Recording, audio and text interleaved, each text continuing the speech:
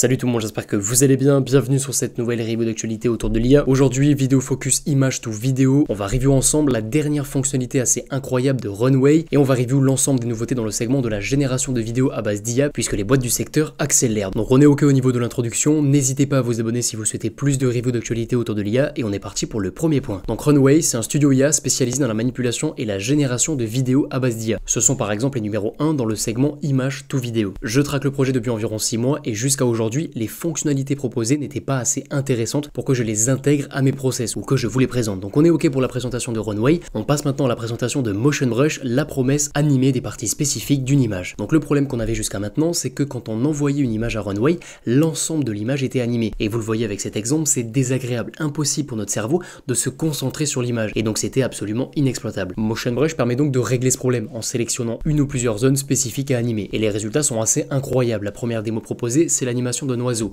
Le rendu est très intéressant. Deuxième vidéo, animation d'une voiture et du paysage en arrière-plan. Et là aussi, le rendu est très largement exploitable. Ensuite, on a l'animation de feuilles sur une branche d'arbre. Et le rendu est très intéressant. Ensuite, on a la réalisation d'un mini-clip avec Runway. Et je vous mets le lien en description du clip complet. Mais là aussi, rendu largement utilisable. Et on termine par un exemple proposé par Runway, l'animation de nuages en arrière-plan. Et ce qu'il y a de très intéressant, c'est que l'IA a compris qu'il fallait aussi animer les ombres générées par les nuages. Donc on est ok au niveau des démos. Un rapide comparatif avec les concurrents à Runway. Pika Labs et Runway se valent sur cette série de tests, mais pour avoir bien testé les deux, j'aurais tendance à vous recommander Runway. Pika Labs, c'est un outil très récent et c'est pour moi le deuxième outil le plus puissant dans le segment image to vidéo. Et donc où tester Runway Motion Brush et quel est le prix? Vous pouvez tester dès maintenant Runway Motion Brush sur le studio Runway et c'est totalement gratuit. Vous avez le droit à 125 secondes de génération par mois et c'est largement suffisant pour faire plusieurs dizaines de tests. Ok, donc prochaine section, plusieurs nouvelles avancées dans le segment image to vidéo. Pika Labs permet de cacher un mot dans une vidéo, résultat inexploitable pour le moment, mais c'est très intéressant. Et Stable Diffusion annonce Stable Diffusion vidéo, donc c'est un modèle open source, donc fine tuning possible,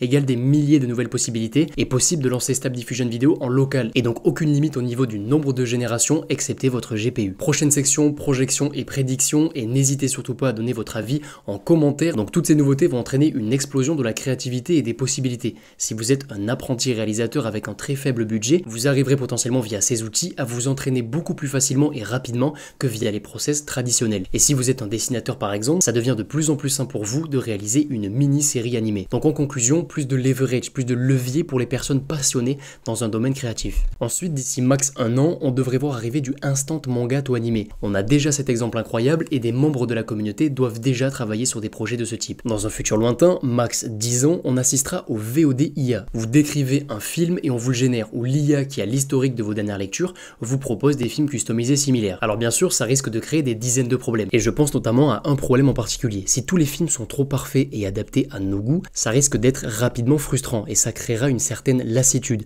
Si on n'est jamais surpris ou que le schéma de la fin des films est toujours similaire, on risque de rapidement s'ennuyer. Si GPT-4 s'occupe du scénario, on atteindra cette lassitude sans aucun doute. Mais les prochaines IA arriveront très sûrement à se renouveler beaucoup plus facilement que GPT-4. Prochain point, le plus grand clash dans le monde du cinéma arrive, largement supérieur à la récente crise d'Hollywood et je pense qu'elle démarrera quand le premier film 100% IA sortira. Et à la fin de cette crise, on peut s'attendre à une annotation obligatoire des films IA ou assistés par de l'IA. La seule problématique, c'est que la majorité des logiciels actuels sont déjà dopés par des mini-IA. Et donc la vraie question, où se situera la limite? Et donc pour conclure, autant de positifs que de négatifs, même si on a tendance à voir au début uniquement le négatif, mais en tout cas ce qui est sûr, c'est qu'on assiste à une vraie petite révolution. Donc on arrive à la fin de cette vidéo, j'espère qu'elle vous aura plu. N'hésitez pas à vous abonner et n'hésitez pas à rejoindre le Discord si vous souhaitez débattre de tout ça. Je vous dis à très bientôt, ciao ciao.